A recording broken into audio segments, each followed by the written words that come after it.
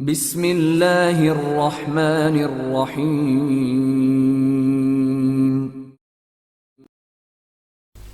السلام علیکم دوستوں، ادبستان میں خوش آمدید۔ ایک روح کی ناقابل یقین خلوص و محبت اور چاہت کی روداد۔ بارش اتنی تیز تھی کہ چند فٹ کے فاصلے سے بھی کچھ دکھائی نہیں دے رہا تھا۔ اندھیرا مکمل طور پر چھایا ہوا تھا۔ بادلوں کی گرج سے دل دہل رہے تھے۔ بجلی بار بار چمک کر خوف میں مزید اضافہ کر رہی تھی۔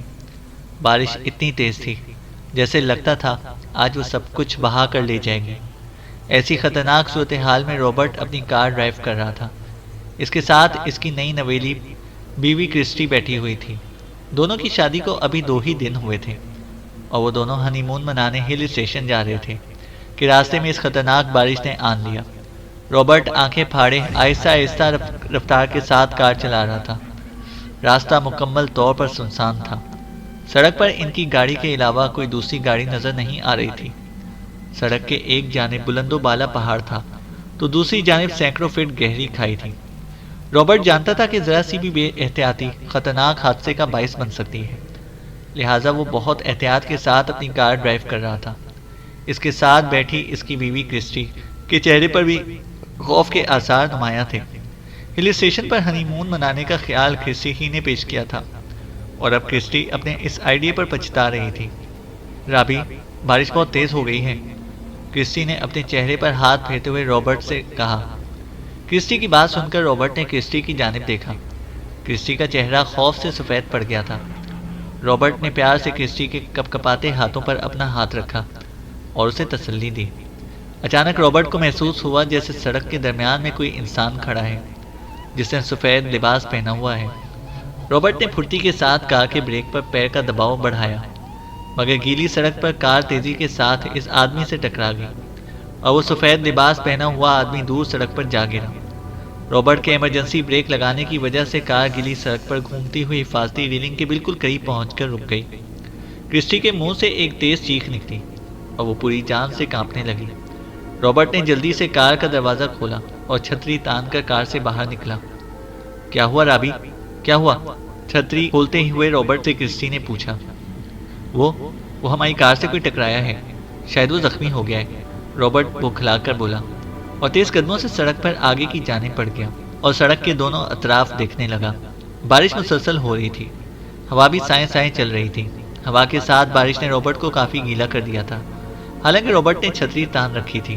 رابرٹ گیلی سڑک پر کھڑا آنکھیں پھاڑ پھاڑ کر چاروں طرف دیکھ رہا تھا، مگر اسے کوئی نظر نہیں آیا۔ آخر وہ سفید لباس والا کہاں چلا گیا جو میرے کار سے ٹکرایا تھا؟ رابرٹ نے سوچا۔ یہاں تو کوئی بھی نہیں ہے، کہیں وہ سفید لباس والا میرے دماغ کا وہم تو نہیں؟ رابرٹ نے پھر سوچا اور دھیرے دھیرے قدموں کے ساتھ واپس اپنی کار کی جانب آیا اور کار میں بیٹھ کر اپنے گیلے ہاتھ اور منہ صاف کرنے لگا۔ کیا ہوا؟ کرسٹی نے رابرٹ کے کار میں بیٹھنے کے بعد پوچھا۔ کچھ نہیں، باہر سڑک پر تو کوئی بھی نہیں ہے، رابرٹ نے کرسٹی کی بات کا جواب دیا۔ پھر وہ شخص کہاں گیا؟ باہر سڑک پر تو کوئی بھی نہیں ہے جو کار سے ٹکرایا تھا، کرسٹی نے خوفزدہ لہجے میں پوچھا۔ پتہ نہیں، رابرٹ نے جواب دیا۔ فکر مندی کی گہری شکنیں رابرٹ کے ماتھے پر نمایاں تھیں۔ رابرٹ نے کار اسٹارٹ کی اور وہ دوبارہ اپنا سفر شروع کر دیا۔ بارش بہت تیز ہو چکی ہے، شاید ہم اپنا سفر جاری نہ رکھ سکیں، رابرٹ نے بڑبڑاتے ہوئے کرسٹی سے کہا۔ تو پھر؟ کرسٹی نے پوچھا۔ ہمیں رات شاید یہیں کہیں بسر کرنی پڑے گی، رابرٹ نے احتیاط کے ساتھ ڈرائیونگ کرتے ہوئے جواب دیا۔ یہاں؟ مگر یہاں تو مکمل ویرانہ ہے، کرسٹی نے پریشان ہو کر کہا۔ دیکھتے ہیں، شاید آگے کوئی سرائے یا چھوٹا موٹا ہوٹل مل جائے، رابرٹ نے جواب دیا۔ تو کرسٹی سڑک کے کنارے دیکھنے لگی۔ وہ دیکھو رابی، وہ بورڈ، کرسٹی نے رابرٹ کی توجہ ایک بورڈ کی طرف دلائی جس پر ہوٹل کا نشان بنا ہوا تھا۔ رابرٹ نے بورڈ کے قریب کار روکی اور بورڈ پڑھنے لگا۔ ریڈ ورلڈ سرائے، رابرٹ نے بورڈ پڑھا۔ کیسا عجیب نام ہے، ریڈ ورلڈ سرائے۔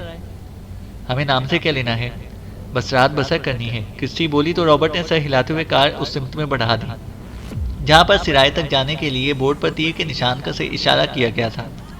کچے راستے پر کچھ ہی دور سفر کرنے کے بعد ان کی کار ایک پرانی طرز کی عمارت کے سامنے پہنچ گئی۔ اس عمارت پر بھی ریڈ ورلڈ سرائے کا بورڈ لگا ہوا تھا۔ کیسی عجیب عمارت ہے، کرسٹی سرائے کی عمارت کی دیکھتے ہوئے بڑبڑائی۔ ہاں، سرائے سے زیادہ بھوت بنگلہ معلوم ہو رہی ہے، رابرٹ بھی عمارت کو بغور دیکھتے ہوئے بولا، مجبوری ہے، آج رات ہمیں اسی سرائے میں بسر کرنی پڑے گی۔ اتنا کہہ کر رابرٹ نے کار کا دروازہ کھولا اور چھتری تان کر کار سے نیچے اتر گیا، اور اس کے ساتھ ہی کرسٹی بھی چھتری کھولتی ہوئی کار سے نیچے اتر گئی۔ دونوں چھوٹے چھوٹے قدم اٹھاتے ہوئے سرائے کی جانب بڑھنے لگے۔ سرائے کے اطراف میں بڑے بڑے صنوبر کے درخت لگے ہوئے تھے۔ ایک درخت کے اوپر سفید لباس میں خوفناک شکل کی ایک مخلوق بیٹھی تھی۔ رابرٹ اور کرسٹی کو سرائے کی جانب بڑھتے دیکھ کر وہ مخلوق مسکرانے لگی، اور اس مخلوق کی مسکراہٹ بہت بھیانک تھی۔ رابرٹ اور کرسٹی سرائے کے اندر داخل ہوئے تو انہوں نے اپنی چھتریاں بند کی اور پانی ٹپکاتی چھتریوں کو دروازے کے پاس رکھ کر سرائے میں داخل ہو گئے۔ اندر سے سرائے کافی بہتر حالت میں تھی۔ وہ دونوں قدم اٹھاتے ہوئے کاؤنٹر تک پہنچے۔ کاؤنٹر پر ایک بوڑھا آدمی اپنا سر کاؤنٹر پر رکھے سو رہا تھا۔ رابرٹ نے کاؤنٹر بجا کر بڑے میاں کو اٹھایا۔ آواز سن کر بڑے میاں نے اپنی گردن اونچی کی اور آنکھوں کے پپوٹے اٹھا کر رابرٹ اور کرسٹی کی جانب دیکھا تو رابرٹ اور کرسٹی خوفزدہ ہو کر 2 قدم پیچھے ہٹ گئے، کیونکہ بڑی میاں کی آنکھیں نہیں تھیں، بلکہ آنکھوں کی جگہ 2 گڑھے تھے۔ رابرٹ اور کرسٹی خوفزدہ نظروں سے بڑے میاں کو گھور رہے تھے۔ ان کی زبان گنگ ہو گئی تھی۔ وہ دونوں انتہائی خوفزدہ لگ رہے تھے۔ بڑے میاں نے اپنے ہاتھوں کو اپنی آنکھوں پر مسلا اور آنکھیں مسلنے لگے۔ کیا بات ہے؟ بڑے میاں نے آنکھیں مسلنے کے بعد رابرٹ اور کرسٹی کی جانب دیکھتے ہوئے پوچھا۔ رابرٹ اور کرسٹی انتہائی حیرانگی سے بڑے میاں کو گھور رہے تھے، کیونکہ اب بڑے میاں کی آنکھیں بالکل صحیح ہو گئی تھیں۔ آپ کی آنکھیں؟ رابرٹ نے بڑے میاں کی آنکھوں کی جانب اشارہ کر کے کہا۔ کیا ہوا میری آنکھوں کو؟ بڑے میاں نے اپنے بائیں ہاتھ سے اپنی آنکھ باہر نکالی اور آنکھ کو ہتھیلی پر رکھ کر دیکھنے لگے۔ یہ کرسٹی خوف سے کانپنے لگی۔ یہ پتھر کی آنکھ ہے۔ میری یہ آنکھ ایک حادثے میں ضائع ہو گئی تھی۔ جب سے میں یہ پتھر کی آنکھ استعمال کر رہا ہوں۔ میری دائیں آنکھ صحیح ہے، بڑے میاں نے اپنی آنکھ دوبارہ لگاتے ہوئے جواب دیا۔ لیکن ابھی تو آپ کی دونوں آنکھیں نہیں تھیں، رابرٹ ہکلایا۔ ہاں، بڑے میاں نے اپنے پوپلے منہ سے کہا لگایا۔ کیسی باتیں کر رہے ہیں آپ؟ بھلا آنکھوں کے بغیر بھی کوئی دیکھ سکتا ہے؟ کرسٹی بے حد خوفزدہ تھی۔ اسے یہ سرائے آسیب زدہ لگ رہی تھی۔ رابرٹ کو بھی یہ سرائے پسند نہیں آئی تھی، مگر مجبوری تھی۔ انہیں حالت مجبوری میں آج کی رات اسی سرائے میں بسر کرنا تھی۔ ہمیں ایک کمرہ چاہیے، رابرٹ نے اپنے حواسوں پر قابو پاتے ہوئے کہا۔ مل جائے گا کمرہ، اس موسم میں سرائے خالی ہی رہتی ہے، بڑے میاں بڑبڑائے اور ایک بڑا سا رجسٹر رابرٹ کے سامنے رکھ دیا۔ نام پتہ لکھ دو، بڑے میاں رابرٹ کو قلم دیتے ہوئے بولے۔ رابرٹ نے رجسٹر کھولا اور اپنا نام پتہ لکھنے لگا۔ اسی وقت ایک بڑی سی سیاہ مکڑی چھت سے سیدھی رابرٹ کے ہاتھ پر گری۔ رابرٹ کے منہ سے ایک چیخ نکل گئی اور وہ بوکھلا کر اپنا ہاتھ جھٹکتے ہوئے کاؤنٹر سے پیچھے ہٹ گیا۔ رابرٹ کے ہاتھ جھٹکنے کی وجہ سے مکڑی اس کے ہاتھ پر سے گر گئی اور کاؤنٹر پر رینگنے لگی۔ کرسٹی بھی اتنی بڑی مکڑی کو دیکھ کر شدید خوفزدہ ہو گئی تھی۔ ذلیل کمینی، تجھے بہت جلدی ہے، بڑے میاں غصے سے چیخے اور رجسٹر اٹھا کر مکڑی پر دے مارا۔ رجسٹر کی ضرب سے مکڑی کے ٹکڑے ٹکڑے ہو گئے اور کاؤنٹر پر اس کا سیاہی مائل سرخ خون پھیل گیا۔ بڑے میاں نے مکڑی کو مارنے کے بعد اس کی لاش اپنی انگلیوں کی مدد سے اٹھائی اور رابرٹ کے سامنے کی۔ اتنی بڑی مکڑی دیکھ کر رابرٹ بھی خوفزدہ ہو گیا تھا۔ بڑے میاں نے مکڑی کی لاش کو ڈسٹ بن میں پھینکا اور ایک پرانا کپڑا نکال کر کاؤنٹر پر سے مکڑی کا خون صاف کیا۔ یہاں مکڑیاں کافی ہیں، دراصل قریب میں جنگل ہے، اس لیے یہ کیڑے مکوڑے سرائے میں آ جاتے ہیں، بڑے میاں نے کہا۔ پھر بڑے میاں نے ایک غیر مانوس سی آواز نکالی۔ بڑے میاں کی آواز سن کر کاؤنٹر کے پیچھے بنے کمرے سے ایک لڑکی نمودار ہوئی اور بڑے میاں کے پاس آ کر کھڑی ہو گئی۔ ان دونوں کو اوپر والے کمرے میں پہنچا دو، بڑے میاں نے کاؤنٹر کی دراز سے چابی نکال کر لڑکی کو دیتے ہوئے کہا۔ تو لڑکی نے بڑے میاں سے چابی لی۔ پھر وہ کاؤنٹر سے باہر آئی اور اس نے رابرٹ اور کرسٹی کو اپنے پیچھے آنے کا اشارہ کیا۔ رابرٹ اور کرسٹی ٹرانس کی حالت میں اس لڑکی کے پیچھے پیچھے چلنے لگے۔ لکڑی کا زینہ چلتے ہوئے رابرٹ اور کرسٹی کو عجیب سا احساس ہو رہا تھا۔ لکڑی کا زینہ ان کے ہر قدم کے ساتھ چرچر کی آواز نکال رہا تھا۔ سناٹے میں زینے کی چرچر کی آواز بہت بھیانک لگ رہی تھی۔ دوسری منزل پر پہنچ کر لڑکی نے ایک کمرے کی دروازے کے کی ہول میں چابی لگائی اور دروازہ کھول کر اندر داخل ہو گئی۔ رابرٹ اور کرسٹی بھی اس لڑکی کی تقلید کرتے ہوئے کمرے میں داخل ہو گئے۔ رابرٹ اور کرسٹی کے کمرے میں داخل ہوتے ہی کمرے کا دروازہ خود بخود بند ہو گیا۔ کمرے کا دروازہ بند ہوتے ہی دروازے پر ایک انسانی شکل نمودار ہوئی جس کے چہرے پر تبسم تھا۔ اس انسانی شکل کے بڑے بڑے دانتوں سے خون ٹپک رہا تھا تھوڑی دیر وہ انسانی شکل دروازے میں رہی، پھر غائب ہو گئی۔ اندر کمرے میں داخل ہو کر رابرٹ اور کرسٹی نے کمرے پر ایک تائرانہ نظر ڈالی۔ کمرہ صاف ستھرا تھا، استعمال کی تمام چیزیں کمرے میں موجود تھیں۔ جہازی سائز کے بیڈ پر سفید چادر بچھی ہوئی تھی اور اس سفید چادر پر سرخ رنگ سے ایک انسانی شکل بنی ہوئی تھی۔ کیسی عجیب چادر ہے، کیا تم یہ چادر بدل سکتی ہو؟ رابرٹ مسحری کے پاس آتے ہوئے بولا۔ ابھی اسٹاک میں کوئی چادر نہیں ہے، رات اسی چادر کے ساتھ بسر کرنا پڑے گی، لڑکی نے جواب دیا۔ پھر کمرے کی چابی کرسٹی کے حوالے کی اور اس کی جانب جھکی اور آہستہ سے کہنے لگی، رات کو ذرا دھیان سے سونا۔ اتنا کہہ کر وہ لڑکی کمرے سے باہر چلی گئی۔ کرسٹی پریشانی کے عالم میں رابرٹ کے قریب آئی۔ رابی، مجھے یہ جگہ پراسرار لگ رہی ہے، کرسٹی بولی۔ لگ تو مجھے بھی رہی ہے، مگر مجبوری ہے، آج رات ہمیں ہر حالت میں یہیں بسر کرنی ہے، رابرٹ نے جواب دیا۔ وہ لڑکی کہہ رہی تھی کہ رات کو ذرا دھیان سے سونا۔ کرسٹی نے لڑکی کی بات رابرٹ کے کان میں ڈالی۔ ہنی مون ٹور پر سوتا کون کم وقت ہے؟ رابرٹ کی آواز خمار آلود ہو گئی تو کرسٹی شرما گئی۔ رابرٹ نے آگے بڑھ کر کرسٹی کو پکڑ لیا اور اپنے سینے سے لگا لیا۔ کرسٹی نے رابرٹ کو زور کا دھکا دیا تو رابرٹ پیٹھ کے بل مسحری پر گر پڑا۔ کرسٹی نے ایک کہکہا لگایا، مگر اس کا کہکہا اس کے حلق میں ہی دب کر رہ گیا، کیونکہ رابرٹ کے مسحری پر گرنے سے ہلکی سی چیخ کی آواز کمرے میں گونجی تھی، جیسے کہ رابرٹ کے گرنے سے کسی کو تکلیف ہوئی ہو، مگر یہ آواز رابرٹ کی نہیں تھی۔ رابرٹ بوکھلا کر مسحری سے اٹھا اور کرسٹی کے برابر آ کر کھڑا ہو گیا۔ یہ آواز کیسی تھی؟ کرسٹی نے بوکھلا کر پوچھا۔ پتہ نہیں، مجھے ایسا لگا جیسے مسحری چیخی ہو، رابرٹ بولا، اور پھر ہمت کر کے مسحری کی جانب بڑھا اور مسحری کو ہاتھ سے دبا کر دیکھنے لگا۔ مسحری سے اب کوئی آواز بلند نہیں ہو رہی تھی۔ شاید یہ ہمارا وہم تھا، ہم پر یہاں کے ماحول کا اثر ہو رہا ہے، رابرٹ بڑبڑایا۔ تم فریش ہو جاؤ، تھوڑی دیر بعد رابرٹ نے کرسٹی سے کہا، تو کرسٹی سر ہلاتی ہوئی باتھ روم کی جانب بڑھ گئی۔ رات کا نہ جانے کون سا پہر تھا کہ کرسٹی کی آنکھ کھل گئی، اسے بے چینی ہو رہی تھی۔ کمرے میں نائٹ بلب کی مدھم سی روشنی پھیلی ہوئی تھی۔ کرسٹی کو عجیب سا احساس ہو رہا تھا۔ اس نے اپنے منہ پر سے چادر ہٹائی اور کمرے میں نظر دوڑائی تو وہ خوف سے لرز اٹھی۔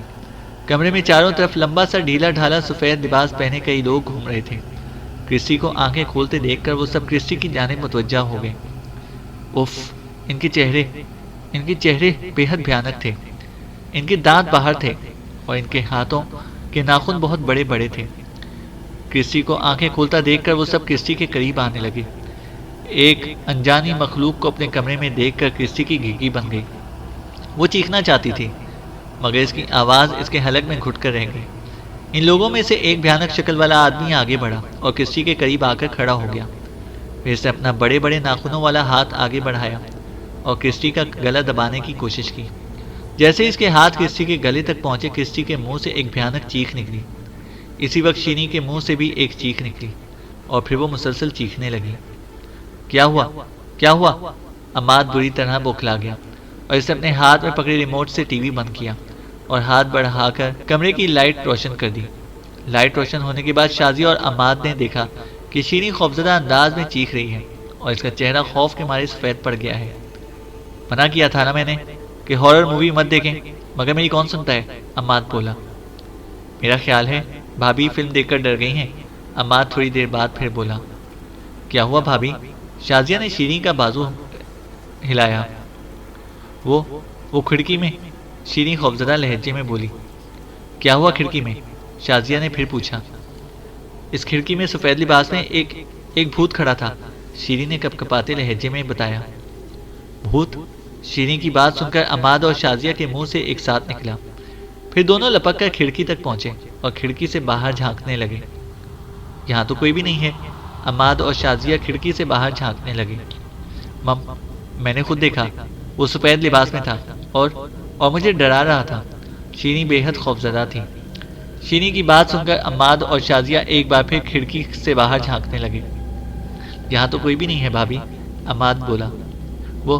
وہ اسی کھڑکی میں تھا، وہ ہوا میں اڑا تھا، میں نے خود دیکھا تھا، شیریں بدستور خوفزدہ تھی۔ بھابھی کی بات سن کر عماد نے کھڑکی سے اپنا آدھا دھڑ باہر کیا اور دیکھنے لگا۔ اسی وقت کسی نے شیریں کے کندھے پر ہاتھ رکھا۔ شیریں نے غصے سے اس کے ہاتھ کو اپنے کندھے سے جھٹک دیا، مگر وہ ہاتھ پھر شیریں کے کندھے پر آ کر ٹک گیا تو شیریں نے غصے سے پیچھے مڑ کر ہاتھ رکھنے والے کو دیکھا تو پیچھے دیکھتے ہی شیریں خوف سے لرز اٹھی۔ اس کے منہ سے ایک بار پھر بھیانک چیخ نکل گئی، کیونکہ شیریں کے کندھے پر ہاتھ رکھنے والا کوئی انسان نہیں تھا بلکہ وہ سفید چادر اوڑھے ایک بھوت تھا۔ بھوت نے شیریں کو اپنی جانب متوجہ پایا تو ایک بھیانک کہکہا لگایا۔ بھوت کے کہکہے کے ساتھ ہی شیریں کے منہ سے بڑی بھیانک قسم کی چیخیں نکلنے لگیں۔ عماد اور شازیہ نے شیریں کی چیخیں سنی تو کھڑکی چھوڑ کر پیچھے کی مڑ کر دیکھا تو وہ دونوں بھی خوف زدہ ہو کر لرزنے لگے، کیونکہ شیریں کے پیچھے سفید لباس میں ایک بھوت کھڑا تھا اور شیریں بری طرح چیخ رہی تھی۔ عماد نے پھٹی پھٹی نظروں سے بھوت کو اوپر سے نیچے تک دیکھا تو اس کے چہرے پر مسکراہٹ دوڑ گئی۔ پھر سے ایک لمبی جست لگائی اور بھوت تک پہنچا، پھر بھوت کے اوپر پڑی چادر کھینچ لی۔ فرحاد بھائی، آپ؟ فرحاد، یہ آپ تھے؟ شیریں کے منہ سے بے ساختہ نکلا۔ بھوت کی چادر اتری تو اس کے اندر سے عماد اور شازیہ کے بڑے بھائی اور شیریں کے شوہر نامدار فرحاد برآمد ہوئے۔ ہارر موویز دیکھ کر تم سب کا دماغ خراب ہو گیا ہے۔ بھلا دنیا میں بھوت پریت، روح بدروح یا چڑیل وغیرہ بھی ہوتے ہیں؟ فرحاد میں سیڑھی پر بیٹھتے ہوئے بولا۔ بھائی، آپ بہت گندے ہیں، شازیہ کے منہ سے نکلا۔ فرحاد، آپ نے مجھے ڈرا ہی دیا تھا، اگر میری جان نکل جاتی تو؟ شیریں اپنے حواسوں پر قابو پاتے ہوئے بولی۔ شیریں کو فرحاد سے کوئی نہیں چھین سکتا، یہ محبت کی امر کہانی ہے، فرحاد شوخ لہجے میں بولا تو شیریں نے فرحاد کو زور سے تکیہ دے مارا اور مسیری سے اتر کر پیر پٹکتی ہوئی اپنے کمرے سے باہر نکل گئی۔ جائیے، منائیے، ناراض ہو گئی ہیں بھابھی، عماد شوخ لہجے میں بولا۔ ناراض بیوی کو منانا زیادہ مشکل کام نہیں، فرحاد بولا اور تولیہ لے کر باتھ روم میں گھس گیا۔ فرحاد فریش ہو کر باتھ روم سے نکلا تو کمرے میں کوئی نہیں تھا۔ فرحاد نے اپنے بال بنائے اور کمرے میں رکھے گلدان سے ایک سرخ گلاب نکالا اور کچن کی جانب چلا گیا۔ اسے ابھی اپنی روٹھی ہوئی بیوی کو منانا بھی تھا۔ فرحاد کچن میں پہنچا تو شیریں وہاں نہیں تھی۔ فرحاد نے کچن کی کھڑکی سے باہر لان میں دیکھا، شیریں لان میں بیٹھی تھی۔ فرحاد کچن سے نکل کر لان کی جانب بڑھا۔ ناراضگی میں تو اپنی عمر سے 10 سال بڑی لگتی ہو، فرحاد شیریں کی قریب ہوتا ہوا بولا۔ ہو، شیریں نے اپنا رخ بدل لیا۔ مان بھی جاؤ جانے فرحاد، میں تو صرف مذاق کر رہا تھا، آئی لو یو، فرحاد نے گلاب کا پھول شیریں کے بالوں میں لگاتے ہوئے بڑی لگاوٹ سے کہا۔ آپ کے مذاق سے اگر میرا ہارٹ فیل ہو جاتا تو؟ شیریں کی تلخ لہجے میں بولی۔ شیریں فرحاد سے ایک بار جدا ہو چکی ہے اور اب اس جنم میں قدرت شیریں فرحاد کو خوشگوار زندگی گزارنے کا پورا موقع دے گی۔ فرحاد کا لہجہ رومانٹک تھا۔ آپ سے باتوں میں کوئی نہیں جیت سکتا، دیکھیے میرا دل کیسے زور زور سے دھڑک رہا ہے، شیریں اپنے دل پر ہاتھ رکھتے ہوئے بولی۔ دیکھوں ذرا، فرحاد نے اپنا ہاتھ شیریں کے دل کے مقام پر رکھنا چاہا مگر شیریں نے جلدی سے فرحاد کا ہاتھ پکڑ لیا۔ کوئی دیکھ لے گا، میں تو صرف دل کی دھڑکن محسوس کر رہا تھا، فرحاد شوخ لہجے میں بولا۔ بدتمیز ہیں آپ، شیریں مسکرا دی۔ جانے فرحاد، میں تمہیں یہ سمجھانا چاہ رہا ہوں کہ ہارر موویز ضرور دیکھو مگر یہ بھوت پریت، روح بدروح وغیرہ پر یقین مت کرو، ایسی کسی مخلوق کا دنیا میں وجود نہیں، فرحاد بولا۔ نہیں، بھوت وغیرہ ہوتے ہیں، شیریں مستحکم لہجے میں بولی۔ نہیں، ایسی کسی خرافات کا کوئی وجود نہیں، فرحاد اٹل لہجے میں بولا۔ ہوتے ہیں، ہوتے ہیں، ہوتے ہیں، شیریں لڑائی کے انداز میں بولی۔ کیا ہو رہا ہے بھائی، کس بات پہ تم دونوں بحث کر رہے ہو؟ فرحاد کو اپنے پیچھے سے دادا جان کی آواز سنائی دی تو وہ دونوں چونک اٹھے۔ السلام علیکم دادا جان، فرحاد اور شیریں نے دادا جان کو ایک ساتھ سلام کیا۔ وعلیکم السلام، جیتے رہو، دادا جان نے سلام کا جواب دینے کے بعد دعا دی۔ تم دونوں کس بات پر بحث کر رہے تھے؟ تھوڑے توقف کے بعد دادا جان نے دونوں سے پوچھا۔ دادا جان، آپ بتائیے، جن بھوت، روح بدروح ہوتی ہیں نا؟ شیریں نے لاڈ سے دادا جان سے پوچھا۔ دادا جان، میرا خیال ہے کہ ایسی خرافات کا کوئی وجود نہیں، فرحاد نے بھی فوراً کہا۔ بھائی، جن کا وجود تو قرآن سے بھی ثابت ہوتا ہے، دادا جان بولے۔ جن کا وجود تو ہے، میں یہ بھوت پریت، روح بدروح وغیرہ کی بات کر رہا ہوں، فرحاد نے جواب دیا۔ میں تم دونوں کو ایک واقعہ سناتا ہوں جو میرے ساتھ پیش آیا تھا، اس سے تم دونوں اندازہ لگا سکتے ہو کہ بھوت وغیرہ ہوتے ہیں یا نہیں۔ دادا جان لان میں بچھی کرسیوں میں سے ایک کرسی پر بیٹھتے ہوئے بولے تو فرحاد اور شیریں بھی ان کے دائیں بائیں رکھی کرسیوں پر بیٹھ گئے۔ یہ واقعہ ہندوستان کی تقسیم سے پہلے کا ہے، جب دوسری جنگ عظیم ختم ہوئی تھی، میں برٹش انڈین آرمی میں تھا۔ دادا جان خلاؤں میں گھورتے ہوئے بولے۔ میں برما کے محاذ پر تھا، 3 سال، میں پورے 3 سال گھر سے دور محاذ جنگ پر رہا۔ اس وقت آج کل کی طرح رابطے کے ذرائع نہیں تھے، بس ٹیلی گرام یا خط ہی رابطے کا ذریعہ تھے، اور وہ ذرائع بھی جنگ کی وجہ سے اکثر منقطع ہو جاتے تھے۔ دادا جان تھوڑی دیر کے لیے خاموش ہو گئے، شاید وہ اپنے ذہن میں واقعات تازہ کر رہے تھے۔ جب جنگ ختم ہوئی اور تمام جوانوں کو واپسی کا حکم ملا تو ہم سب خوش ہو گئے کہ اب ہم گھر جائیں گے اور گھر والوں سے ملیں گے۔ 3 سال کا عرصہ بہت بڑا ہوتا ہے۔ ہم لوگ گھر والوں کی آواز کو بھی ترس گئے تھے، لہٰذا جنگ بند ہونے کی ہم سب کو بہت خوشی تھی۔ ہر جوان خوشی سے نہال ہو رہا تھا، میں بھی بے حد خوش تھا۔ اکثر جوانوں نے گھر والوں کو خط لکھ کر اپنے آنے کی اطلاع کر دی تھی، مگر میں نے سوچا کہ اچانک گھر پہنچ کر سب کو حیرت زدہ کر دوں گا۔ میرے اس طرح اچانک پہنچنے پر سب لوگ حیرت زدہ رہ جائیں گے۔ شاید اماں تو کچھ دیر کے لیے خدا کا شکر ادا کرنا بھی بھول جائیں، اور ابا جان تو دوڑ کر مجھے گلے لگا لیں گے، اور زبیدہ تمہاری دادا جان کچھ دیر کے لیے خاموش ہو گئے، ان کی آنکھیں بھیگ گئیں، شاید انہیں اپنے گھر والے یاد آنے لگے تھے۔ شیریں نے ہاتھ بڑھا کر اپنے دوپٹے سے دادا جان کے آنسو صاف کی اور گلاس میں پانی بھر کر دادا جان کو دیا۔ دادا جان نے تشکر بھری نظروں سے شیریں کی جانب دیکھا اور پانی کا گلاس لے لیا اور تھوڑا تھوڑا کر کے گلاس کا سارا پانی پی لیا۔ سب کو سرپرائز دینے کے چکر میں میں نے گھر اپنی آمد کی اطلاع نہیں دی اور اچانک پہنچنے کی ٹھان لی۔ جب میں ٹرین سے اپنے گاؤں کے قریبی اسٹیشن پر اترا تو آدھی رات بیت چکی تھی۔ اس چھوٹے سے اسٹیشن پر اترنے والا میں واحد آدمی تھا اور وہ اسٹیشن عموماً ویران ہی رہتا تھا۔ اسٹیشن پر ٹرین کو جھنڈی دکھانے والا ریلوے کا ملازم بھی ٹرین کے روانہ ہوتے ہی نہ جانے کہاں غائب ہو گیا۔ اسٹیشن سے ہمارا گاؤں کوئی 5-6 کوس کے فاصلے پر تھا۔ یہ فاصلہ زیادہ نہیں تھا، مگر برسات کے موسم میں اور اندھیری رات میں، جبکہ گاؤں جانے والے راستے میں جنگل بھی آتا ہو، یہ فاصلہ کافی لگ رہا تھا۔ میں کچھ دیر اسٹیشن پر کھڑا رہا کہ شاید کوئی انسان نظر آ جائے، مگر وہاں کوئی انسان نہیں تھا۔ آخرکار خدا کا نام لے کر میں نے اپنا فوجی ٹرنک اٹھایا اور فوجیوں کی طرح لیفٹ رائٹ کرتا ہوا اسٹیشن سے باہر آیا۔ اسٹیشن کے باہر کچی پگڈنڈی تھی جو میرے گاؤں تک جاتی تھی۔ اس پگڈنڈی پر کوئی سواری نہ تھی، بلکہ کچی پگڈنڈی بھی مشکل ہی سے نظر آ رہی تھی۔ شاید دن میں بارش ہوتی تھی، اس لیے جگہ جگہ چھوٹے موٹے گڑھوں میں پانی بھرا ہوا تھا۔ آسمان پر بھی بادل چھائے ہوئے تھے۔ ان بادلوں سے کبھی کبھی چاند اپنا چہرہ نکال کر زمین پر اپنی چاندنی بکھیرتا تو راستہ نظر آنے لگتا، ورنہ گھپ اندھیرا چھا جاتا۔ میں نے کچھ دیر سوچا اور پھر اپنا سامان ہاتھ میں پکڑ کر فوجیوں کی طرح چلنے لگا۔ میرے پاس روشنی کا انتظام بھی نہیں تھا، لہٰذا جب چاند اپنا منہ بادلوں سے باہر نکالتا تو مجھے راستہ نظر آنے لگتا اور میں تیز تیز قدموں سے فاصلہ طے کرنے لگتا، اور جب چاند بادلوں کی اوٹ میں چھپ جاتا تو میں اندازے سے آہستہ آہستہ سفر شروع کر دیتا۔ ابھی میں کچھ ہی دور چلا تھا کہ اچانک مجھے خوفناک آواز سنائی دی۔ ایسا لگا جیسے کوئی ڈھول بجا رہا ہو یا شاید کوئی اپنے چوڑے سینے کو پیٹ رہا ہو۔ اندھیرے میں اور جنگل کے بھیانک سناٹے میں یہ آواز بہت خوفناک لگ رہی تھی۔ میرا دل زور زور سے دھڑک رہا تھا۔ اس جنگل کے متعلق ہمارے گاؤں میں عجیب عجیب داستانیں مشہور تھیں، لہٰذا میرا گھبرانا فطری عمل تھا۔ میں آنکھیں پھاڑے چاروں طرف دیکھ رہا تھا اور اندازہ لگانے کی کوشش کر رہا تھا کہ یہ آوازیں کہاں سے آ رہی ہیں۔ اسی وقت چاند نے بھی اپنا منہ بادلوں میں چھپا لیا اور چاروں طرف اندھیرا چھا گیا۔ ایسے اندھیرے میں وہ آوازیں بہت بھیانک لگ رہی تھیں۔ اچانک میری نظر سامنے کی جانب اٹھی تو میں خوف سے لرز اٹھا۔ میرے سامنے 2 انگارے فضا میں اڑتے چلے جا رہے تھے۔ ایسا لگتا تھا کہ جیسے 2 چلتے ہوئے کوئلے ہیں جو ہوا میں اڑتے ہوئے میری جانب بڑھ رہے ہیں۔ میں بہت زیادہ گھبرا گیا۔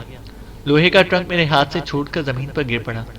میں پھٹی پھٹی نظروں سے ان 2 انگاروں کو اپنی جانب بڑھتے دیکھ رہا تھا۔ میرے قدم جہاں تھے وہیں جم گئے۔ میں خوف کے مارے لرزنے لگا۔ اسی وقت چاند نے بادلوں کے پردے سے جھانکا تو جنگل میں چاند کی ملگجی سی روشنی پھیل گئی۔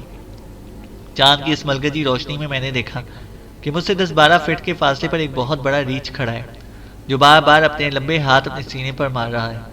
وہ بھیانک آواز ریچھ کے سینے سے پر ہاتھ مارنے کی تھی، اور وہ 2 سرخ انگارے، اس ریچھ کی بڑی بڑی خونخوار آنکھیں تھیں جن سے وہ ریچھ مجھے گھور رہا تھا۔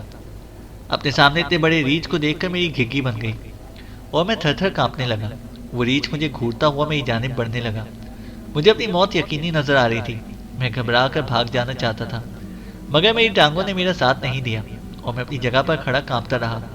ریچھ لمحہ بلمحہ میرے قریب آتا جا رہا تھا۔ اس سے پہلے کہ ریچھ مجھ پر حملہ کرتا، اچانک سفید دھوتی اور کرتے میں ملبوس ایک شخص میرے اور ریچھ کے درمیان آ گیا۔ وہ شخص کہاں سے آیا یہ میں نہیں دیکھ سکا، مگر اس شخص کو دیکھتے ہی وہ ریچھ گھبرا گیا اور چیختا ہوا جنگل کی جانب بھاگ نکلا۔ ریچھ کے بھاگنے کے بعد وہ شخص میری جانب موڑا تو میں نے دیکھا کہ وہ فضل بابا تھے، ہمارے بہت پرانے نوکر۔ انہیں نوکر نہیں کہنا چاہیے، بلکہ وہ ہمارے گھر کے ایک فرد تھے۔ مجھے انہوں نے ہی پالا تھا۔ بچپن میں میرا زیادہ وقت فضل بابا کے ساتھ ہی گزرتا تھا۔ ارے فضل بابا، آپ اور یہاں؟ میں نے حیرت سے پوچھا۔ منا، آنے سے پہلے خبر کر دیتے تو گھر سے کوئی اسٹیشن آ جاتا، فضل بابا نے مجھ سے کہا۔ وہ سب کو اچانک خوشی دینے کے چکر میں یہ حماقت کر بیٹھا کہ گھر اطلاع نہیں دی، میں نے شرمندہ سے لہجے میں جواب دیا۔ مگر آپ اتنی رات کے یہاں کیا کر رہے ہیں؟ جواب دینے کے بعد میں نے فضل بابا سے پوچھا۔ بس ہمارا دل گھبرا رہا تھا، اس لیے ادھر آ گئے، اور اچھا ہی ہوا نا، ورنہ وہ بھیانک ریچھ نہ جانے کیا کر دیتا، فضل بابا نے کہا، اور زمین پر گرا میرا لوہے کا ٹرنک ایک ہاتھ سے اٹھایا اور اپنے سر پر رکھ لیا۔ ارے فضل بابا، یہ مجھے دے دیجیے۔ میں نے فضل بابا سے ٹرنک لینے کی کوشش کی۔ نہ منا، تم تھک کر آئے ہو، اور ہم بھی ابھی اتنے بوڑھے نہیں ہوئے کہ اس ٹرنک کا وزن نہ اٹھا سکیں، فضل بابا نے جواب دیا، اور ٹرنک سر پر رکھ کر گاؤں کی جانب چلنے لگے۔ فضل بابا کے چلتے ہی میں نے بھی قدم بڑھائے اور فضل بابا کے ساتھ چلنے لگا۔ چلتے چلتے میں نے فضل بابا کو غور سے دیکھا۔ وہ بہت بوڑھے ہو چکے تھے، حالانکہ جب میں محاذ جنگ پر جا رہا تھا تو فضل بابا کافی صحت مند تھے، مگر اب ان 3 سالوں میں فضل بابا کی صحت بالکل تباہ ہو چکی تھی، اور وہ بہت دبلے پتلے نظر آ رہے تھے۔ ان کے ہاتھ اور پیر کسی سوکھی لکڑی کی مانند لگ رہے تھے، مگر اس کے باوجود فضل بابا اپنے سر پر بھاری ٹرنک رکھے تیز قدموں سے فاصلہ طے کر رہے تھے۔ مجھے ان کا ساتھ دینے میں کافی دقت ہو رہی تھی، لہٰذا میں نے فضل بابا سے کہا، بابا تھوڑا دھیرے چلیے، اذان ہونے سے پہلے گاؤں پہنچنا ہے، بس اذان تک کی مہلت ہے، فضل بابا نے کہا۔ مہلت؟ کس چیز کی مہلت؟ اور ہمیں اذان سے پہلے کیوں گاؤں پہنچنا ہے؟ کیا فجر کی اذان کے بعد گاؤں میں داخلہ منع ہے؟ میں نے حیران ہو کر پوچھا۔ گاؤں پہنچ کر تمہیں سارے سوالات کے جوابات مل جائیں گے، فضل بابا نے جواب دیا، اور تیز قدم اٹھانے لگے۔ مجبوراً میں بھی تیز چلنے لگا۔ چلتے چلتے ہم لوگ گاؤں کے قبرستان تک پہنچ گئے۔ 3 سال پہلے جب میں یہاں سے گیا تھا تو قبرستان بہت مختصر تھا، مگر اب قبرستان کا رقبہ کافی بڑا ہو گیا تھا۔ پگڈنڈی کے دونوں اطراف قبریں ہی قبریں تھیں۔ قبرستان تو بہت بڑا ہو گیا ہے، ہر طرف قبریں ہی قبریں بن گئی ہیں، میں نے قبرستان کے درمیان میں سے گزرتے ہوئے فضل بابا سے پوچھا۔ پچھلے سال ہیضے کی وبا پھیل گئی تھی، گاؤں کے گاؤں خالی ہو گئے، قبرستان بھرتے چلے گئے، اور گاؤں کے گاؤں خالی ہوتے چلے گئے۔ فضل بابا سرد آہ بھرتے گئے۔ میں نے ہنکارا بھرا، اور چاند کی ملگجی روشنی میں قبرستان پر ایک نظر دوڑائی۔ ہر سو سناٹا چھایا ہوا تھا، کبھی کبھی کسی جھینگر کی آواز سناٹے کو چیرتی ہوئی محسوس ہوتی۔ ایسے پرخوف ماحول میں ہم قبرستان کے درمیان سے گزر رہے تھے۔ چلتے چلتے اچانک مجھے ایسا محسوس ہوا جیسے کسی نے میرا پیر پکڑ لیا ہو۔ میں نے زور لگا کر اپنا پیر چھڑانا چاہا، مگر پکڑنے والے کی گرفت بہت مضبوط تھی، میں اپنی جگہ سے ہل بھی نہیں سکا۔ میں نے نیچے کی جانب دیکھا، مگر میرا پیر کس چیز میں اٹکا ہے تو میں خوف سے لرز اٹھا۔ ایک قبر کے سرہانے کفن میں لپٹی ایک لڑکی بیٹھی تھی۔ اس کا چہرہ، مجھے آج تک یاد ہے، اس کا چہرہ مکمل سفید تھا۔ اس کے کفن اور اس کا چہرے کا رنگ ایک جیسا تھا، مگر سفید اس کے لمبے لمبے ناخن تھے، اور اس کے دانت بہت بڑے بڑے اور اس کے منہ سے باہر تھے۔ اس لڑکی نے میرا دایاں پیر اتنے مضبوط ہاتھ سے پکڑا ہوا تھا۔ یہ دیکھ کر میرے منہ سے ایک چیخ نکل گئی۔ میری چیخ سن کر فضل بابا جو آگے چل رہے تھے رک گئے، اور انہوں نے پلٹ کر دیکھا، اور اس چڑیل لڑکی کو دیکھ کر فضل بابا کا چہرہ سرخ ہو گیا۔ انہوں نے لوہے کا ٹرنک زمین پر رکھا اور زمین پر سے چند کنکریاں اٹھائیں اور اس لڑکی کو مارتے ہوئے کہنے لگے، ہمارا منا ہے یہ، اس کی جانب دیکھنا بھی نہیں۔ فضل بابا کی ماری کنکریاں جب اس چڑیل نما لڑکی کے لگیں تو وہ چیختی ہوئی اپنی قبر میں اتر گئی۔ میں خوف کے مارے تھر تھر کانپ رہا تھا۔ فضل بابا نے آگے بڑھ کر میرا ہاتھ پکڑا اور مجھے آگے بڑھنے میں مدد دی۔ اس لڑکی کو ایک لڑکے نے دھوکہ دیا تھا اور اسے جان سے مار دیا تھا، بس جب سے یہ ہر جوان لڑکے کی دشمن بن گئی ہے۔ چلتے چلتے فضل بابا نے بتایا، اور میرا ہاتھ پکڑ کر چلنے لگے۔ فضل بابا کا ہاتھ ایک دم ٹھنڈا تھا، ان کا ہاتھ اتنا ٹھنڈا تھا کہ مجھے سردی سی محسوس ہونے لگی۔ فضل بابا، آپ کا ہاتھ اتنا ٹھنڈا کیوں؟ میں نے فضل بابا سے اپنا ہاتھ چھڑاتے ہوئے پوچھا۔ موسم ٹھنڈا ہے نا منا، فضل بابا نے جواب دیا۔ میں اتنا خوفزدہ تھا کہ ان سے یہ بھی نہ پوچھ سکا کہ موسم اگر ٹھنڈا ہے تو میرے ہاتھ کیوں ٹھنڈے نہیں ہو رہے۔ چلو منا، جلدی چلو، اذان ہونے والی ہے، فضل بابا نے کہا اور تیز سے قدم اٹھانے لگے۔ ان کا ساتھ دینے کے لیے مجھے تقریباً دوڑنا پڑ رہا تھا۔ اذان کی کیا بات ہے فضل بابا؟ آخر آپ اذان سے پہلے گاؤں کیوں پہنچنا چاہتے ہیں؟ میں نے پھولی ہوئی سانسوں کے ساتھ فضل بابا سے پوچھا۔ یہ تمہیں گاؤں پہنچ کر معلوم ہو جائے گا، فضل بابا تیز قدم اٹھاتے ہوئے بولے تو میں خاموش ہو گیا۔ جب ہم گاؤں میں داخل ہوئے تو گاؤں کی مسجد سے فجر کی اذان کی آواز بلند ہوئی۔ اذان کی آواز کے ساتھ ہی فضل بابا بری طریقے سے گھبرا گئے۔ یہ لو منا، اپنا سامان پکڑو، ہمیں دیر ہو رہی ہے۔ گھر کے سامنے پہنچتے ہی فضل بابا نے اپنے سر سے ٹرنک اجلت میں اتارا اور گھبرائے ہوئے انداز میں بولے، فضل بابا اندر تو چلیے نا۔ میں نے ٹرنک فضل بابا سے لیتے ہوئے کہا، نہیں مجھے دیر ہو رہی ہے، میں چلتا ہوں۔ اتنا کہہ کر فضل بابا تقریباً دوڑتے ہوئے میری نظروں سے اوجھل ہو گئے۔ میں ٹرنک سنبھالے گھر میں داخل ہوا تو اماں جان اور ابا جان مجھے دیکھ کر حیران رہ گئے۔ ابا جان تو فوراً مجھ سے لپٹ گئے اور اماں جان چٹ چٹ میری بلائیں لینے لگی۔ شور سن کر میری بہن بھائی بھی سوتے سے اٹھ گئے اور سب مجھ سے لپٹ لپٹ کر پیار کرنے لگے۔ بیٹا، آنے سے پہلے اطلاع دے دیتے تو کوئی اسٹیشن آ جاتا تمہیں لینے۔ اتنی رات کو اکیلے آنا ٹھیک نہیں ہے۔ اماں جان کو فکر لاحق ہو گئی۔ اکیلا کہاں اماں، فضل بابا تھے نا میرے ساتھ، وہ اسٹیشن سے لے کر گھر تک میرے ساتھ آئے ہیں، مگر گھر کے اندر وہ نہیں آئے، انہیں شاید کوئی ضروری کام تھا۔ میں نے تفصیل سے بتایا۔ فضل آیا تھا تمہیں لینے اسٹیشن؟ ابا جان اور اماں جان حیران پریشان ہو گئے، جبکہ باقی لوگوں کے چہروں پر بھی خوف کے آثار نمایاں تھے۔ ہاں، فضل بابا ہی آئے تھے مجھے لینے، ورنہ اتنے سالوں میں گاؤں کا راستہ اتنا بدل گیا تھا کہ اگر فضل بابا نہ ہوتے تو میں راستہ بھٹک جاتا، اور قبرستان میں تو اف۔ میں نے اس چڑیل نما لڑکی کا واقعہ بتایا تو سب خوفزدہ ہو گئے اور اماں جان فوراً درود شریف پڑھ کر مجھ پر پھونکنے لگے۔ ابا جان بھی پریشان سے نظر آ رہے تھے۔ کیا ہوا اماں، کیا بات ہے؟ میں نے سب کو خوفزدہ دیکھا تو حیرت سے پوچھا۔ پچھلے سال گاؤں میں ہیضے کی وبا پھیل گئی تھی، اس وبا نے فضل بابا کی جان لے لی۔ میں نے اپنے ہاتھوں سے فضل کو قبر میں اتارا تھا۔ ابا جان نے تفصیل بتائی تو میں حیران رہ گیا۔ پھر مجھے فضل بابا کا حیران کن رویہ یاد آیا، ان کا اذان سے پہلے گاؤں پہنچنے کا اصرار۔ اب میری سمجھ میں آ رہا تھا، اب میری سمجھ میں آیا کہ فضل بابا کے ہاتھ اتنے سرد کیوں تھے۔ یہ سب یاد کر کے مجھے جھرجھری سی آ گئی۔ رجو، باورچی خانے میں جو آب زمزم رکھا ہے وہ جلدی سے لے آ، اماں جان نے میری چھوٹی بہن رضیہ سے کہا تو وہ دوڑتی ہوئی گئی اور تھوڑی دیر میں ایک شیشی لے کر آئی جس میں آب زمزم تھا۔